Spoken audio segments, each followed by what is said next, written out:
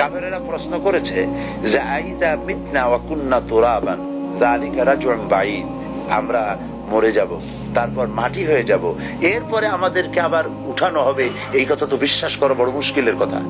সব বুঝি, কিন্তু এটা কি কথা যে আমরা মরে গেল, আল্লাহ না হয় এক আছে বা থাকলেন, কিন্তু মরবো তারপরে আবার পুনরুত্থিত হব, আবার আমরা জিন্দা হব, এটা তো একটা অসম্ভব কথা।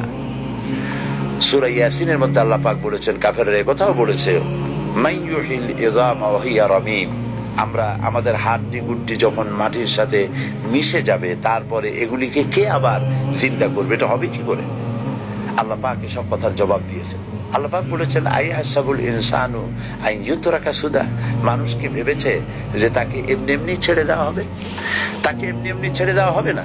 আলাম ইয়াকুন নুতফাতাম মিন মানিয়্যি ইউমনা, একথা কি তোমরা জানো না যে তোমাদেরকে এক ফোঁটা নিক্ষিপ্ত নাপাক পানি থেকে তোমাদেরকে সৃষ্টি করা হয়েছে। সুম্মা কানা আলাকাতান ফাখালাকা ফাসাওয়া, এরপরে সেই পানি ফোঁটাকে, সেই নাপাক পানি ফোঁটাকে রক্তপিণ্ডে পরিণত করা হয়েছে, তারপর সুন্দর করে সুগঠিত করা হয়েছে। ফাজআলা মিনহু যাওজাইনিজ যাকারা ওয়াল উনসা, এরপরে মায়ের পেটের ভিতরে কোনটাকে পুত্র সন্তান করা হয়েছে, কোনটাকে কন্যা সন্তান করা হয়েছে। আলাইসা যালিকা বিকাদিরিন আলা আইয়ুহিয়াল মাউতা, যে আল্লাহ পাক এভাবে বিনা অস্তিত্ব থেকে অস্তিত্ব দান করতে পারলেন, সে আল্লাহ কি তোমাকে মৃত্যুর পরে চিন্তা করতে পারবেন না? মাশাআল্লাহ, একেবারে মুমিনের মতোই জবাব দিয়েছেন, আলহামদুলিল্লাহ বলি। আল্লাহ পাক প্রশ্ন করেছেন, আলাইসা যালিকা বিকাদিরিন, আল্লাহ পাক, এই আল্লাহর পক্ষে কি এটা সম্ভব নয় যে তিনি মৃত্যুকে চিন্তা করতে পারবেন? মরা দানা থেকেই তো তিনি গাছ ফলান, সেই গাছকে বিশাল আকৃতি দান করেন, এটা যে আল্লাহ পাক পারেন, সে আল্লাহ তোমাকে আবার চিন্তা করতে পারবেন। আল্লাহ পাক বলেছেন, আনতুম আশাদ্দু খালকান আমিস সামাউ বানাহা, তোমাকে সৃষ্টি করা কঠিন না ওই বিশাল আকাশটাকে কঠিন তৈরি করা কঠিন? অত বড় বিশাল আকাশটাকে যে বানাইছেন, আর তোমাকে বিনা অস্তিত্ব থেকে যিনি অস্তিত্ব দিয়েছেন। হাল আতা আলাল ইনসানি হিনুম মিনাদ দারি লাম ইয়াকুন শাইয়্যান মাযকুরা, মানুষের জীবনে কি এমন এক সময় এসেছিল না যে সে কোনো বিষয়বস্তু হিসেবে পরিগণিত ছিল না, পৃথিবীতে কোনো অস্তিত্বই ছিল না, কোনো নাম নিশানা ছিল না, সেইখানে অস্তিত্বে আনলেন তোমার কৈশোর, তোমার যৌবন, তোমার বার্ধক্য, ছেলে মেয়ে সবকিছু দিয়ে টিয়া, তারপর আল্লাহ মৃত্যু দিলেন যে আল্লাহ পাক, সে আল্লাহ পাক তোমাদেরকে আবার জিন্দা করতে সক্ষম হবে, অবশ্যই হবে। পরকালের সেই দিনটি সম্পর্কে আমাদেরকে সতর্ক হতে হবে এই কারণে যে পৃথিবীর কোন আদালতে মানুষ যদি কারো বিরুদ্ধে কোনো কেস হয়, তাহলে লোয়ার কোর্টে যে কেস হলো, এখানে যদি কেউ হেরে যায় তাহলে হাইকোর্ট করা যায়, হাইকোর্টে যদি হেরে যায় তাহলে সুপ্রিম কোর্ট করা যায়, সুপ্রিম কোর্টেও যদি সে হেরে যায় তাহলে প্রেসিডেন্টের কাছে আপিল করা যায়। এই সুযোগ পৃথিবীতে আছে। কিন্তু আল্লাহ পাকের আদালত হচ্ছে এমন যে আল্লাহ পাকের আদালতে কেউ যদি জীবনের মামলায় হেরে যায়, আপিল করার আর কোনো জায়গা নাই, কিসের জায়গা?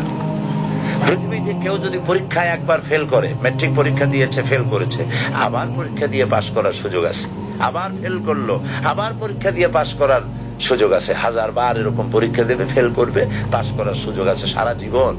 কিন্তু আল্লাহ পাকের আদালতে জীবনের পরীক্ষা যে ফেল করবে, আর একটিবার পরীক্ষা দেওয়ার কোনো সুযোগ নাই। সেই জন্য সেই পরকাল, সেই আখিরাত, এই আখিরাতের ভয় সকলের অন্তঃকরণে সব থেকে বেশি থাকা উচিত। হযরতে ওসমান রাদিয়াল্লাহু তাআলা আনহু কবরের কাছে গিয়ে সব থেকে বেশি কাঁদতেন। তাকে প্রশ্ন করা হতো, আপনি রাসূলুল্লাহ যখন জান্নাত জাহান্নামের কথা বলেন তখন আপনি কাঁদেন, কিন্তু এত কাঁদেন না যত কাঁদেন কবরের কাছে এসে, কারণ কি? হযরত ওসমান রাদিয়াল্লাহু তাআলা আনহু বলেছেন, আমি রাসূল করিম সাল্লাল্লাহু আলাইহি সাল্লামকে বলতে শুনেছি, এই কবর হচ্ছে প্রথম থানা, এই থানায় যদি কারো বিরুদ্ধে চার্জশিট হয়ে যায় তাহলে সব জায়গায় সে ধরা পড়ে যাবে, সব জায়গায় আটকে যাবে, আর এখান থেকে যদি কেউ মুক্তি পায় তাহলে সে সব জায়গায় মুক্তি পেয়ে যাবে। রাসূল করিম সাল্লাল্লাহু আলাইহি সাল্লাম বলেছেন, এই কবর হচ্ছে হয় জাহান্নামে যাওয়ার একটা টানেল, আর না হয় জান্নাতে যাওয়ার একটা টানেল। সেজন্য আমল তৈরি করতে হবে পরকাল ভিত্তিক, পরকালকে সামনে রেখে সেই চিন্তা করে।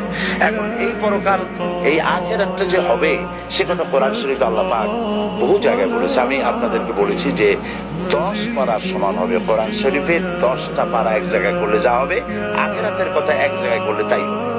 এত কথা আল্লাহ পাক পরকাল সম্পর্কে বলেছেন। পরকাল ই পারে, পরকালের ভীতিই পারে একটা মানুষকে ভালো বানাইতে, আর কোনো জিনিস পারে না। আমি যে কথা বলছি এই কথার জবাব কিয়ামতে আল্লাহর কাছে দিতে হবে, এই অনুভূতি কেবলমাত্র আমার কথা থেকে আমাকে সতর্ক করতে পারবে। আমি সমস্ত কাজ থেকে, অন্যায় কাজ থেকে বাঁচতে পারবো যদি পরকালে আমার কাজ সম্পর্কে জবাবদিহি করতে হবে এই অনুভূতি যদি আমার থাকে, তাহলেই আমি বাঁচতে পারবো অন্যায় কাজ থেকে। এই জন্য পরকালকে বিশ্বাস করা একটা মানুষকে ভালো হওয়ার জন্য সব থেকে উত্তম পন্থা, এর থেকে উত্তম কোনো পথ নাই।